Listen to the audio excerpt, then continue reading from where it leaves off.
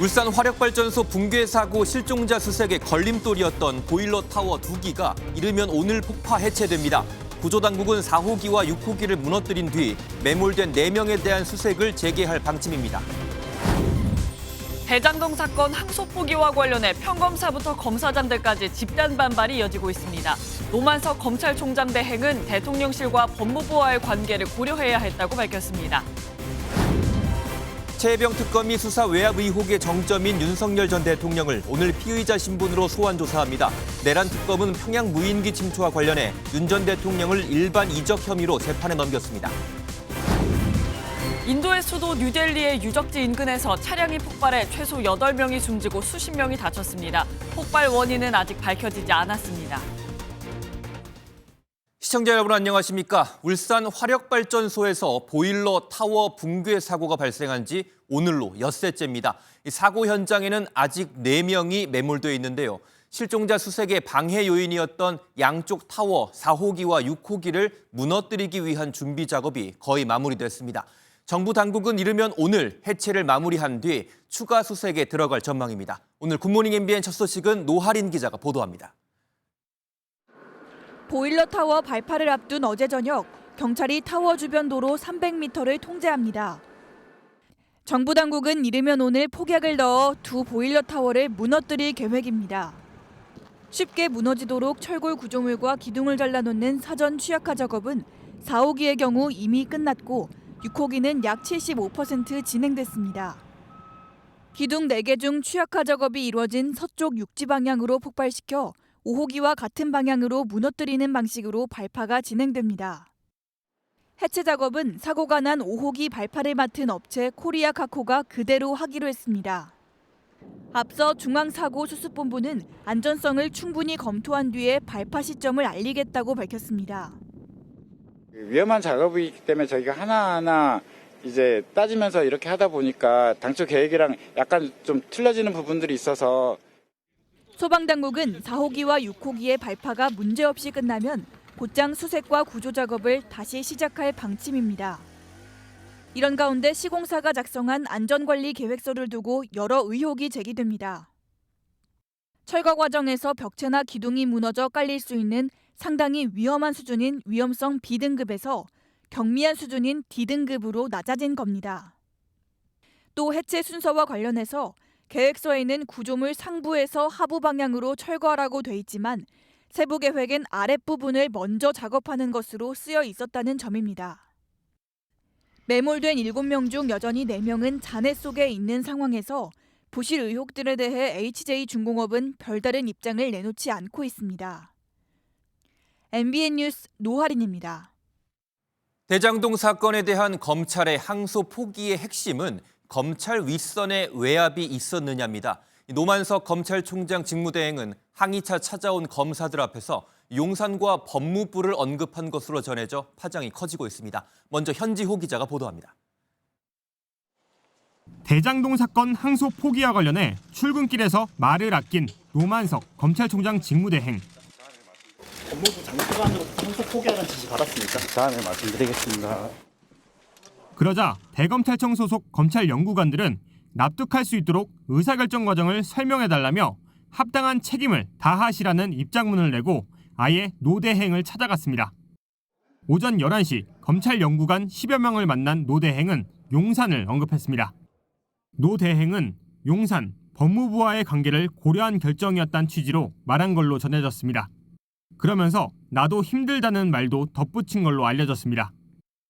앞서 법무부 의견을 참고했다는 입장을 밝혔는데 대통령실의 입장도 고려할 수밖에 없었다는 점도 인정한 셈입니다. 검찰 내부에서 노만석 직무대행을 상대로 이 사퇴 요구까지 나오는 것으로 알려진 가운데 항소 포기 결정을 둘러싼 검찰 안팎의 진통은 더 확대될 것으로 보입니다. MBN 뉴스 현주입니다. 이처럼 대장동 개발 비리 사건 항소 포기를 놓고 전국 지검장들이 일제히 총장 대행을 직격하고 나섰습니다. 일선 지청장들과 법무연수원 교수들도 경위 해명을 촉구하면서 검찰 반발이 일파만파 확산하고 있습니다. 이어서 박은채 기자가 보도합니다. 검찰에서는 하루 종일 수뇌부부터 일선 검사까지 성토가 쏟아졌습니다. 박재혁 수원지검장, 박현준 서울 북부지검장 등 일선청 검사장 18명은 검찰총장 권한대행께 추가 설명을 요청드린다는 제목의 성명문을 검찰 내부망에 올렸습니다. 검사장들은 항소 의견이었다는 서울중앙지검장 입장을 감안할 때 항소 포기의 구체적 경위와 법리적 이유가 납득되지 않는다고 반발했습니다. 정유미 법무연수원 연구위원은 개별 사건에 일일이 이래라 저래라 참견하는 건 갑질이자 완장질이라고 강하게 비판했습니다. 일선 8개 대형 지청장들도 집단 성명을 내고 노 대행에게 경위 설명을 요구했습니다. 설명이 제대로 안 되면 검찰이 지켜야 할 가치, 검찰의 존재 이유에 돌이킬 수 없는 치명적인 상처를 남기게 될 것이라고 지적했습니다. 신임 검사들을 가르치는 법무연수원 교수들도 집단 반발 성명을 냈는데 검사장 회의 등 실제 행동까지 고려되고 있는 걸로 알려졌습니다. MBN 뉴스 박은채입니다. 정성호 법무부 장관은 대장동 1심 결과를 두고 성공한 수사라 항소를 할 이유가 없다는 취지로 말했습니다. 하지만 일부 혐의에 대해서는 무죄가 선고된 만큼 이럴 때면 항소를 해야 했다는 지적도 거세게 나오고 있습니다. 이어서 안정모 기자의 보도입니다. 정성호 법무부 장관은 대장동 사건 1심 판결에서 유동규 전 성남도시개발공사 기획본부장의 형량을 강조했습니다. 검찰 구형보다 높게 나왔으니 항소가 불필요하다는 취지입니다. 저는 성공한 수사, 또 성공한 재판이었다고 생각합니다. 하지만 정 장관이 강조한 유 전 본부장마저 이해충돌방지법이나 특정경제가중처벌법상 배임죄 등 일부 혐의는 무죄를 선고받았습니다. 대검찰청 예규에 따르면 무죄가 나면 실익 등을 고려해 상소 여부를 결정해야 한다고 써 있습니다. 또 항소 포기 때 어떻게 해야 한다는 관련 예규는 없습니다. 때문에 검찰 내부에서 유 전 본부장 선고 형량이 항소 포기 사유가 될 수 없다는 분석이 나옵니다. 정 장관은 이번 판결이 이재명 대통령의 재판 부담을 줄이기 위한 지적이 있다는 질문에 이렇게 답하기도 했습니다. 아니, 이 사건과 이재명 대통령과 무슨 관계가 있습니까? 검찰 안팎으로 정부의 눈치를 보다 검찰 예규까지 어겨가며 항소를 포기한 건 아닌지 소명을 요구하는 목소리가 커지고 있습니다. MBN 뉴스 안정모입니다.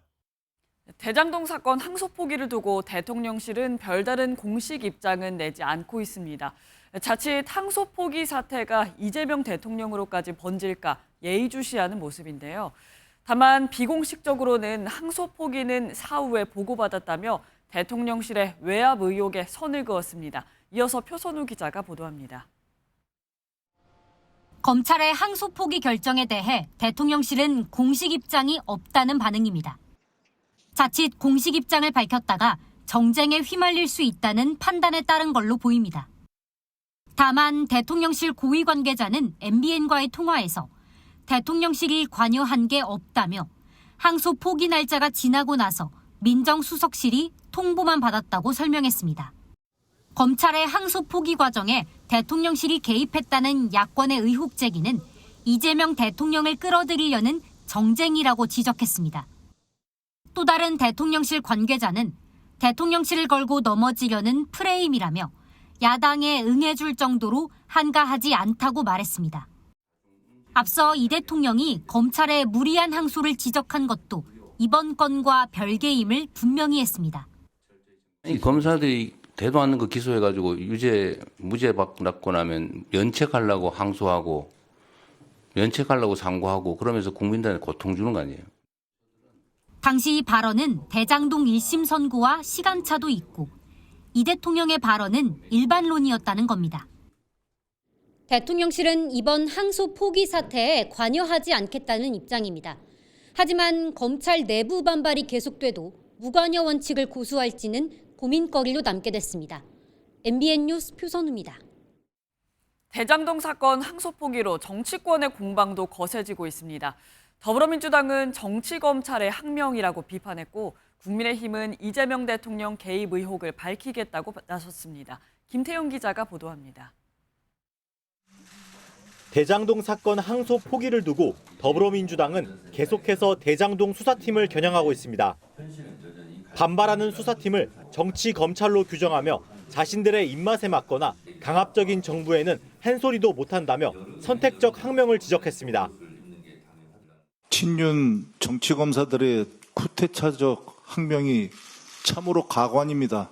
정치검찰의 항명과 조작 기소 의혹을 반드시 진상규명할 겁니다.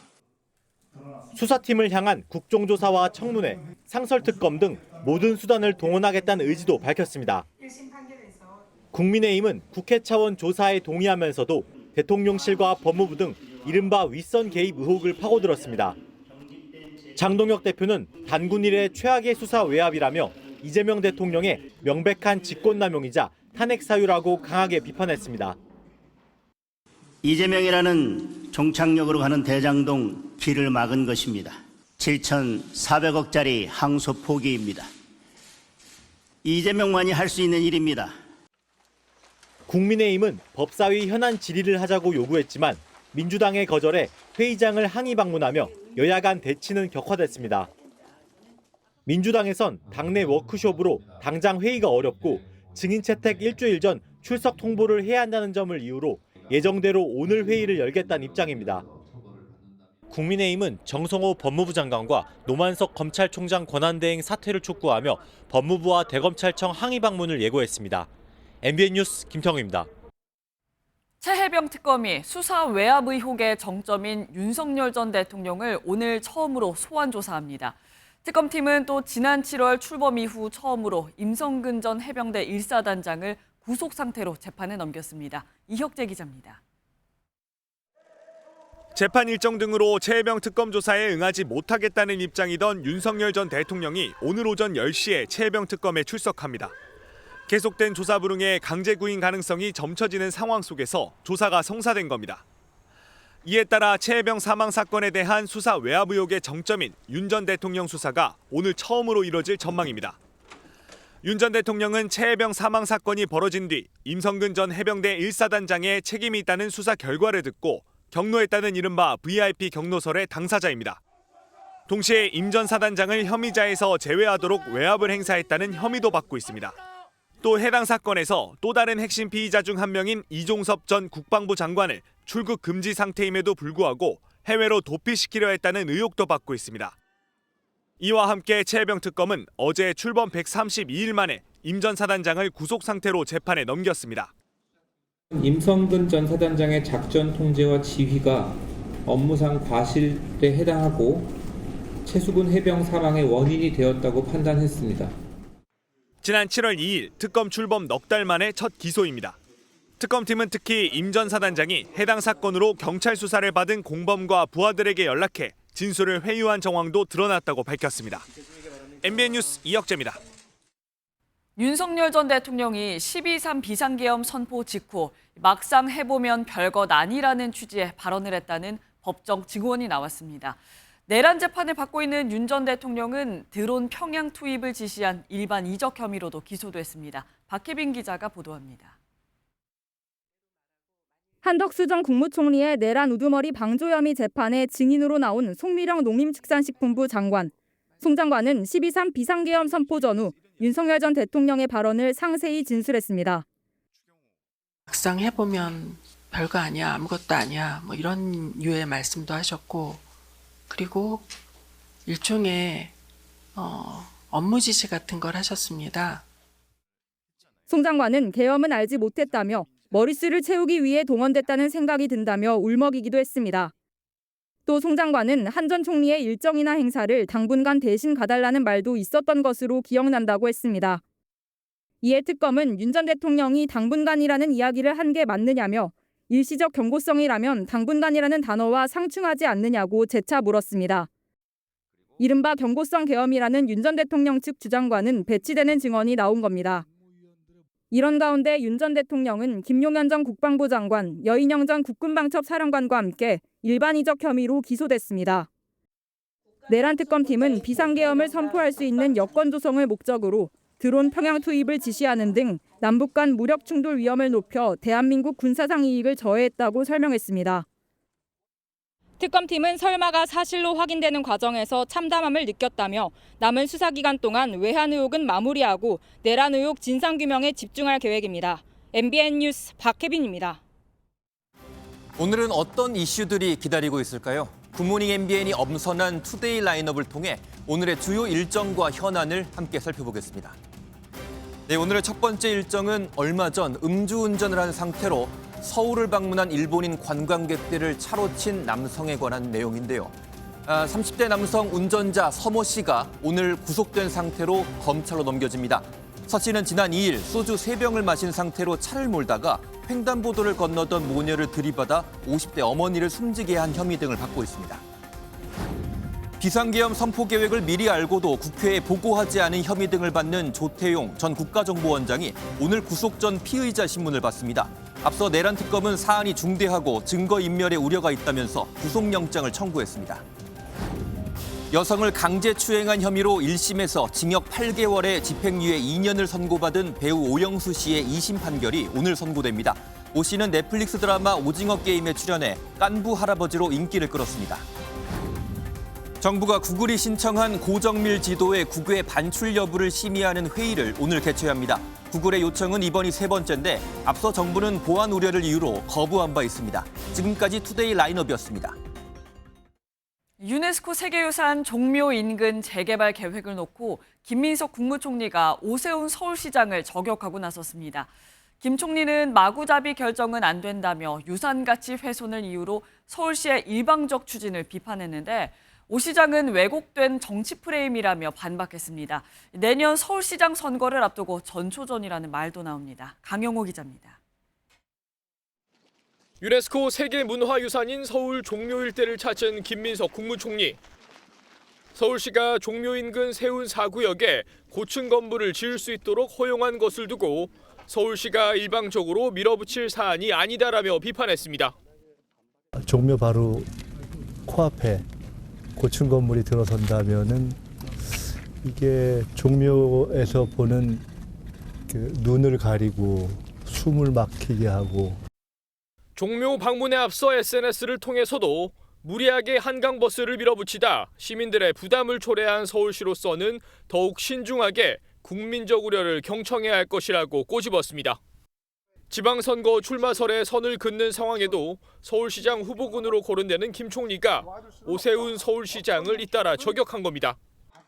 민주당도 오세훈 서울시장 시정 실패 및 개인 비리 검증 TF를 꾸리는 등 오 시장을 향한 공세가 전방위적으로 이뤄지고 있습니다. 오 시장도 적극 반박에 나섰습니다. 서울시의 재정비 사업이 종묘를 훼손하는 일은 결코 없을 것이라며 왜곡된 정치 프레임이라고 맞받았습니다. 종묘의 가장 중요한 역사 유적으로부터 건물이 지어지는 곳은 500m 이상 떨어지게 됩니다. 이 점을 지금 정부가 호도하고 있습니다. 김 총리를 향해 오 시장이 공개 토론을 제안한 가운데 종묘 인근 재개발을 둘러싼 논란은 내년 지방선거를 앞두고 최대 화두로 떠오를 전망입니다. MBN 뉴스 강영호입니다. 국민의힘은 부동산 이슈를 지방선거에 적극 활용하고 있습니다. 11호 부동산 대책에 반발이 큰 수도권 민심을 겨냥해 이번 대책은 통계를 조작한 위법이라고 규정했습니다. 김민수 기자입니다. 국민의힘은 11호 부동산 대책이 통계를 조작한 결과라며 행정처분 취소 소송을 하겠다고 밝혔습니다. 저희가 일부 지금 원고를 모집하기 시작을 했고요. 가급적 이르면 이달 안으로 저희가 행정소송을 할 수 있도록 준비를 하고 있습니다. 정부가 규제 지역을 선정할 때 가장 최근 통계인 9월 주택동향 통계를 고의로 누락해 주택법을 위반했다는 게 소송의 근거입니다. 실제 정부가 반영한 6월에서 8월 통계 대신 한국부동산원의 9월 통계가 포함된 7월에서 9월 통계를 적용하면 서울과 경기 일부 지역이 규제 지역에서 빠집니다. 이에 대해 김윤덕 국토교통부 장관은 9월 통계는 법적으로 활용할 수 없었다며 만일 패소하면 법원의 결정을 따르겠다고 밝혔습니다. 만약에 행정소송에서 국토부가 패소하면 아까 지난번에 얘기했던 그 몇몇 구 서울과 경기 지역의 그 여러 가지 규제는 푸실 생각이십니까? 법적 절차로는 그 지역에 대한 규제를 일부 해제하는 게 답이지 않을까. 만약 저희가 진다면 당연하다고 생각합니다. 국민의힘은 앞선 국회 운영위 국정감사에서 9월 통계가 존재하지 않는다고 밝힌 김용범 대통령실 정책실장에 대한 위증죄 고발도 추진할 계획입니다. MBN 뉴스 김민수입니다. 연세대학교 중간고사에서 대규모 부정행위 정황이 발견된 데 이어 고려대학교에서도 오픈 채팅방을 이용한 부정행위가 적발돼 논란이 일고 있습니다. AI를 이용해 부정행위가 이뤄졌다는 제보가 잇따르고 있는 가운데 학교 측이 시험 준비를 부실하게 한 게 아니냐는 지적도 제기됐습니다. 정혜진 기자가 취재했습니다. 중간고사 초유의 사태라는 제목의 고려대학교 한 수업에 올라온 공지입니다. 지난달 25일 치러진 1,400여 명이 응시한 교양과목 중간고사에서 학생들이 오픈 채팅방을 통해 답안을 공유하는 등 집단적인 부정행위가 벌어졌습니다. 여러 개의 채팅방에 500명 정도가 있었는데 내부 제보를 통해 이 사실이 드러났습니다. 하지만 시험 당시 부정행위를 막기 위한 별도의 프로그램은 없었던 것으로 확인됐습니다. 카메라를 설치한다거나 아니면 다른 창을 못 띄우게 막는다거나 이번 시험에서는 그런 거 없이 부정행위를 막을 수 있는 것도 없었고 시험을 담당한 교수는 중간고사를 무효화한다며 추가 질의를 받지 않겠다는 공지를 남겼지만 2주가 넘도록 후속 안내는 없는 상황입니다. 앞서 연세대에서도 AI를 이용한 부정행위가 적발된 바 있는데 이번 고려대에서도 AI를 활용했다는 학생들의 제보가 잇따라 논란이 커지고 있습니다. 연세대는 중간고사 영상에서 부정행위 하는 모습들이 다수 확인됐다며 자수하지 않은 학생들은 학칙에 따라 유기정학을 추진하겠다고 경고에 나섰습니다. 일각에서는 대학 측이 성실하게 시험을 준비한 이들이 부정행위 사태로 피해를 보지 않도록 대책을 마련해야 한다는 주장도 나옵니다. MBN 뉴스 정혜진입니다. 2000년대 초반 개봉했던 영화 친구의 소재가 됐던 부산의 양대 폭력 조직 간 세력 다툼이 지금까지 계속되고 있습니다. 부산 도심 한복판에서 흉기 난투극이 벌어지고 보복에 재보복이 1년간 이어지는 장면이 화면에 잡혔습니다. 아직도 이런 일이 벌어지나 싶습니다. 안진우 기자가 보도합니다. 황급히 엘리베이터에서 내려 도망치는 한 남성. 부산의 폭력 조직 7승파 조직원입니다.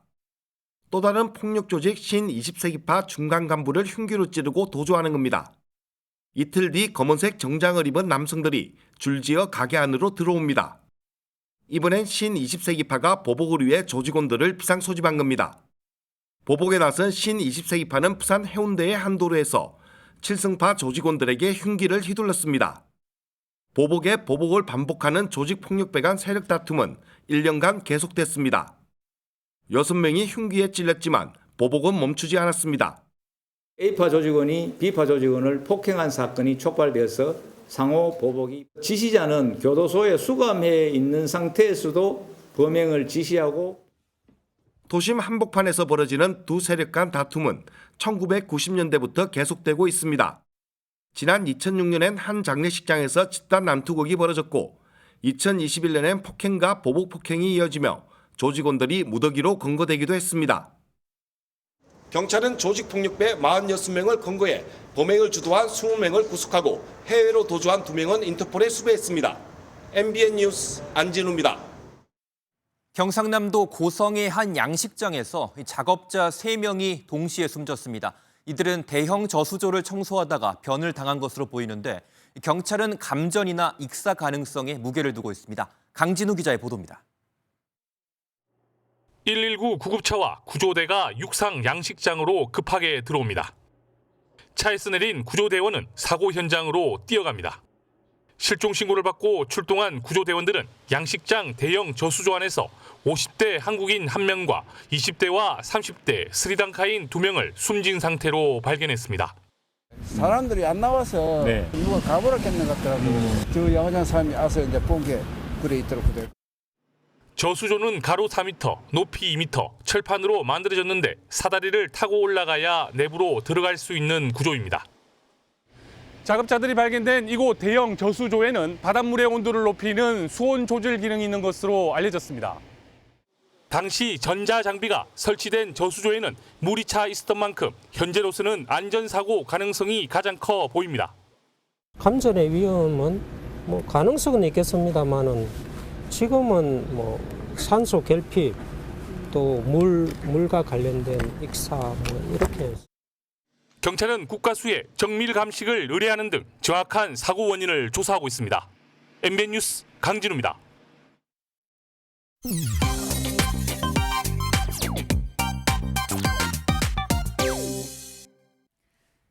도심에서 진행된 반중 시위 현장에서 한 여성이 시위대를 향해 커피를 뿌리는 영상이 확산되며 논란이 일고 있습니다.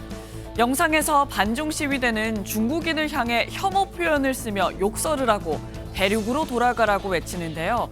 이때 길을 지나던 여성이 커피를 투척합니다.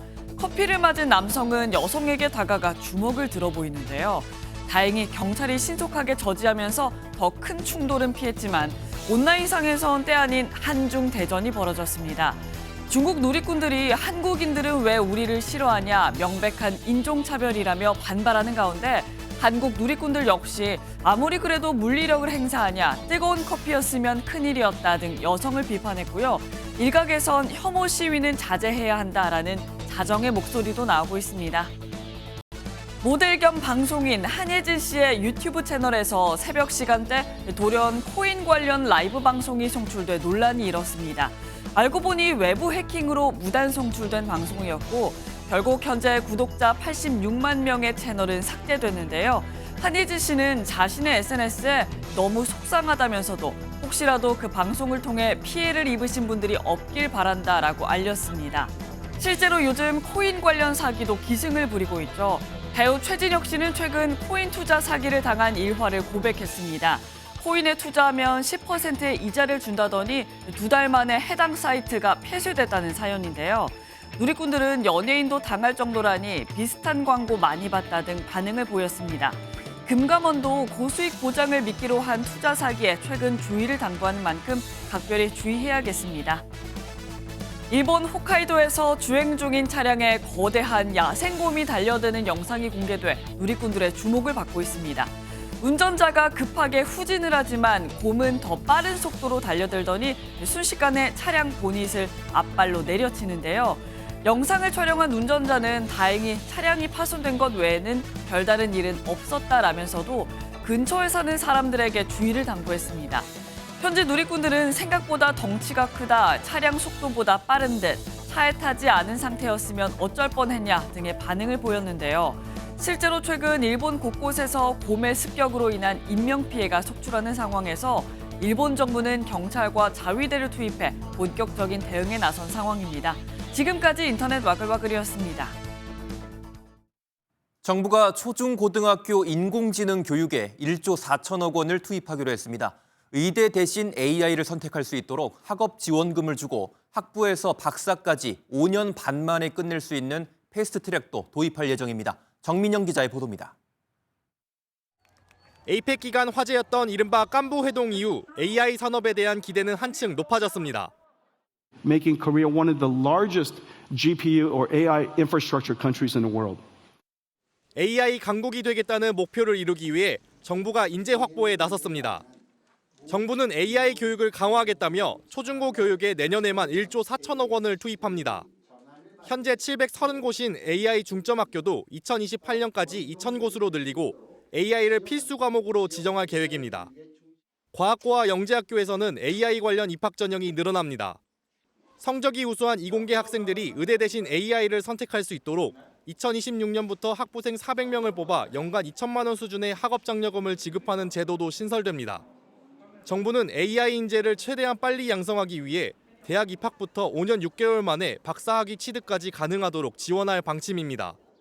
학사, 석사, 박사 패스트 트랙을 신설해서 20대 초중반의 우수 인재가 사회로 바로 진출할 수 있는 기반을 수도권과 지역 간 AI 격차가 벌어질 것에 대비해 지역 거점 국립대들은 AI 거점 대학으로 탈바꿈합니다. 정부는 국민 모두가 AI 혜택에서 소외되지 않도록 디지털 평생교육을 확대하겠다고 밝혔습니다. MBN 뉴스 정민영입니다. 미국 조선업 재건을 지원하는 마스가의 상징인 한화오션에 내려졌던 중국의 제재가 1년 유예됐습니다. 원자재나 부품 수급에서 영향을 받을 것으로 보였던 한화오션도 일단 숨을 돌리게 됐는데 불확실성은 아직도 남아 있습니다. 베이징 김한준 특파원이 보도합니다.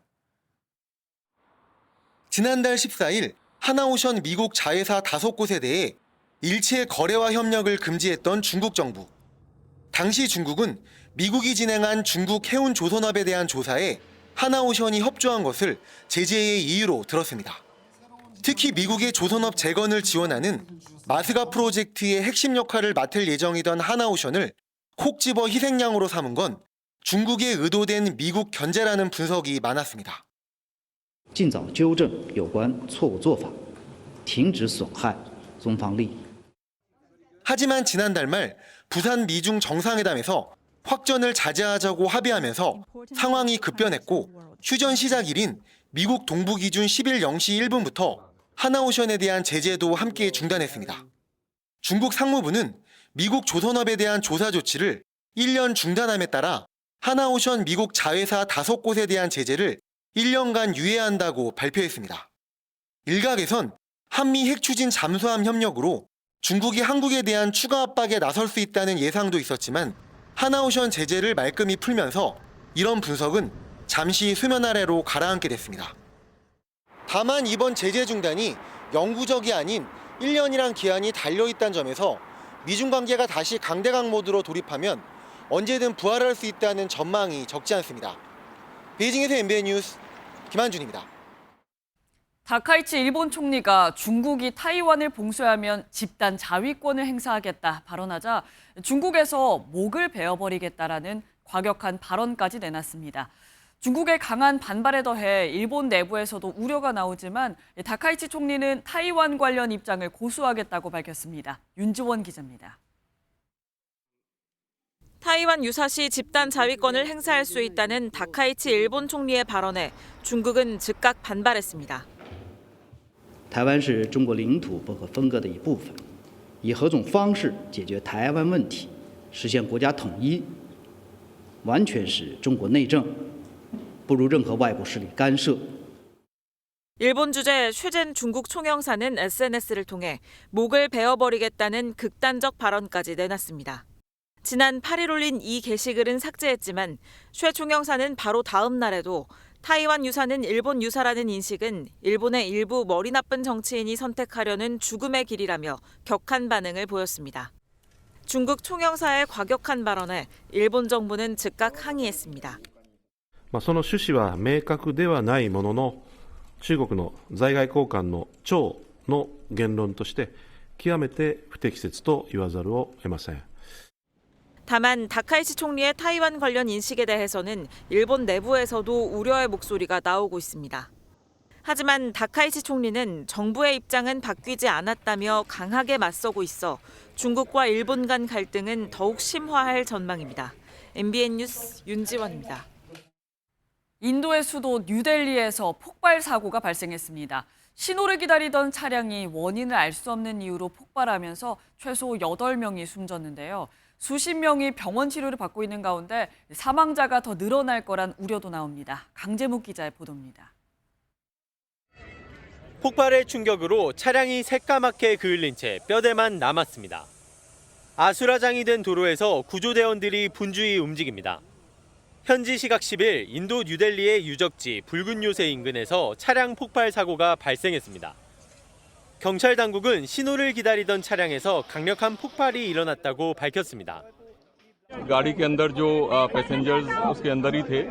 इस इंसिडेंट में कुछ लोग को इंजरीज भी आई हैं और कुछ लोगों की डेथ भी हुई है. 폭발에 휩쓸린 8명이 그 자리에서 숨졌고 20여 명이 다쳐 병원으로 이송된 것으로 파악됐습니다. इतना जबरदस्त धमाका हुआ कि मैं बच्चों को लेकर एकदम बाहर आ गया.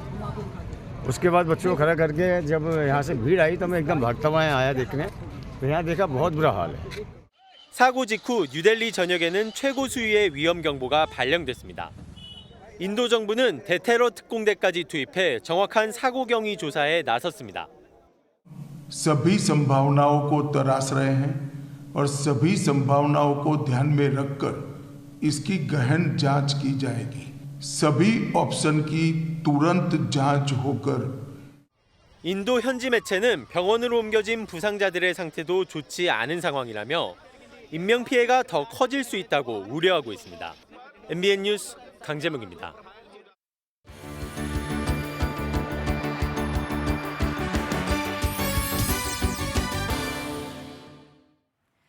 굿모닝 월드입니다. 첨단 기술의 발전이 우리의 일상을 넘어 문화와 축제 현장까지 변화시키고 있습니다. 유서 깊은 전통과 최신 기술이 어우러져 더 풍성해진 중국 전국체전 개막식 현장으로 떠나보시죠.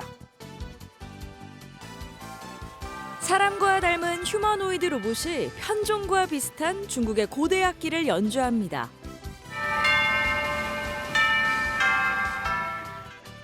돌고래 홀로그램이 무대 위를 날아다니고 황금빛 배가 하늘에서 내려오자 본격적으로 무대가 시작되는데요.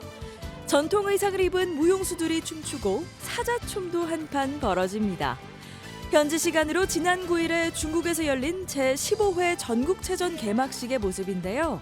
중국의 문화유산을 현대적으로 재해석한 무대가 대거 펼쳐졌습니다. 특히 전통 문화를 증강현실과 휴머노이드 로봇 등 첨단 기술과 접목시킨 점이 눈에 띄네요. 눈을 떼지 못할 만큼 화려한 곳 하나 더 소개해드리죠. 크리스마스를 앞두고 벌써부터 수십만 개의 조명이 반짝이는 곳인데요. 거대한 설치미술 전시장으로 변신한 스케이트장으로 가봅니다. 일렉트로닉 음악을 배경으로 천장엔 화려한 조명이 가득합니다. 마치 별처럼 쏟아질 듯 많은 조명 아래 수많은 사람들이 스케이트를 타는데요. 독일 베를린의 스케이트장에 설치된 숲의 겨울빛이란 작품입니다. 크리스마스 느낌을 주기 위해 600개의 트리와 25만 개의 전구를 설치했다고 하네요. 작가는 전통적인 크리스마스 분위기가 아니라 현대적인 느낌이 나는 베를린의 크리스마스를 표현하고 싶었다고 합니다. 이 스케이트장은 현재 SNS에 올릴 사진을 찍으려고 몰린 사람들로 가득하다네요. 귀여운 외모로 많은 사랑을 받는 펭귄. 그런데 이들의 고향 남극은 더 이상 안전하지 않다고 합니다. 무슨 일일까요? 남녀노소 누구나 좋아하는 귀여운 남극의 지킴이, 남극의 파수꾼으로도 불리는 펭귄들인데요. 해양과학 연구자들은 펭귄들이 이 지역에서 매우 중요한 역할을 담당하고 있다고 말합니다. 펭귄의 개체수와 번식률 추세를 보면 기후변화가 남극 생태계에 어떤 영향을 미치는지 알 수 있다는데요. 즉, 펭귄의 삶을 통해 남극 전체의 건강 상태를 읽을 수 있다는 거죠. 하지만 최근 기후위기로 펭귄, 더 나아가 남극 생태계가 위협받고 있다는데요. 파수꾼 펭귄과 남극을 지키기 위해 이젠 모두가 관심을 갖고 바뀌어야 할 때입니다. 지금까지 굿모닝 월드였습니다.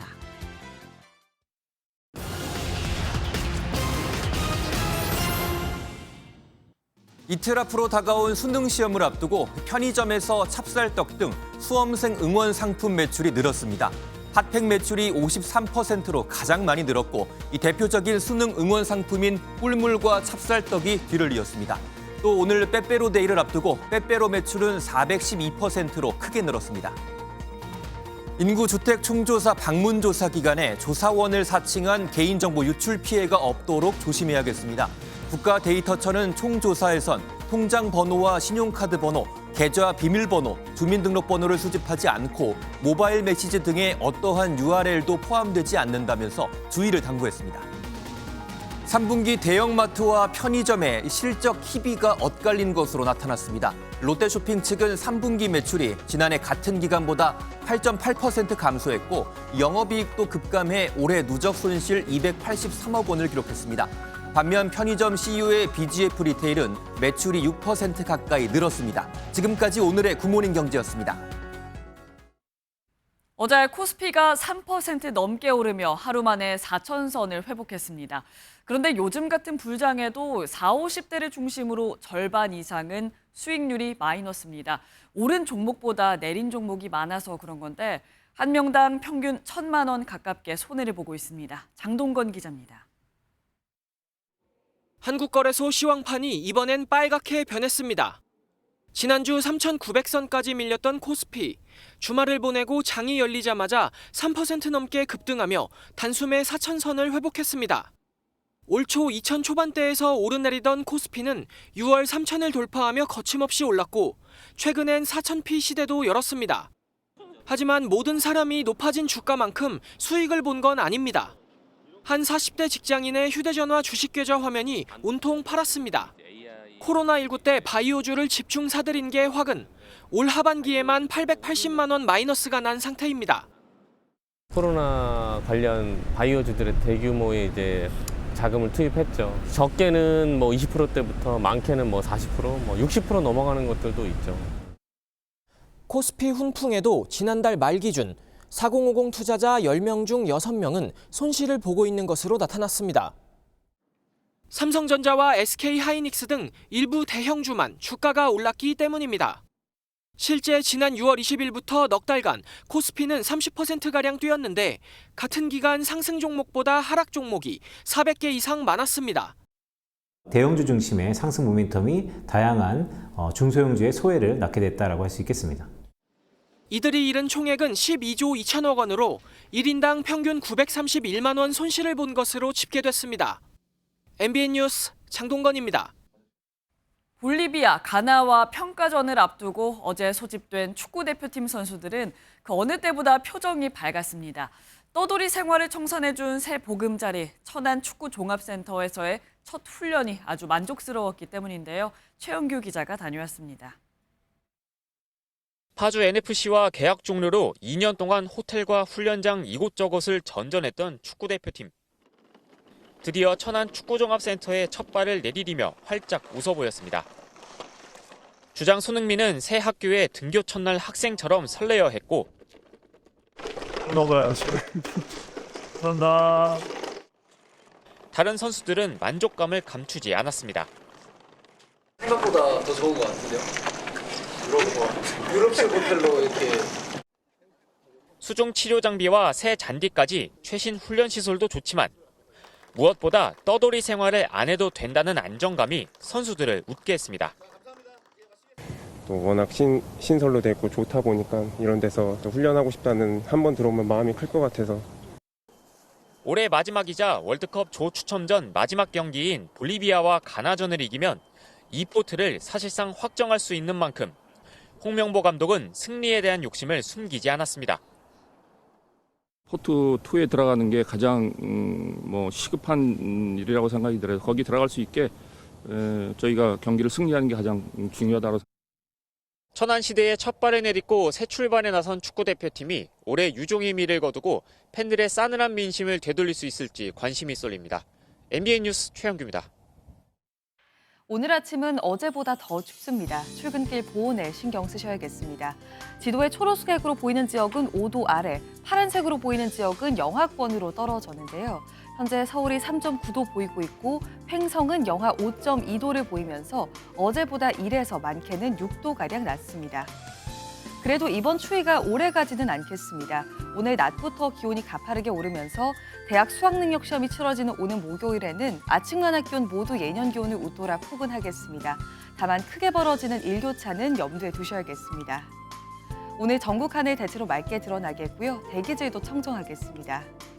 이 시각 현재 기온을 보면 서울이 3.9도, 춘천이 영하 1.3도, 대구 6.4도를 가리키고 있습니다.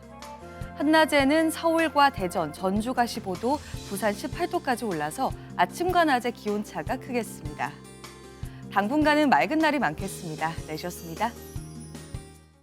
저희는 내일 아침 7시에 더 알찬 소식으로 돌아오겠습니다. 건강하고 행복한 하루 보내시기 바랍니다. 고맙습니다.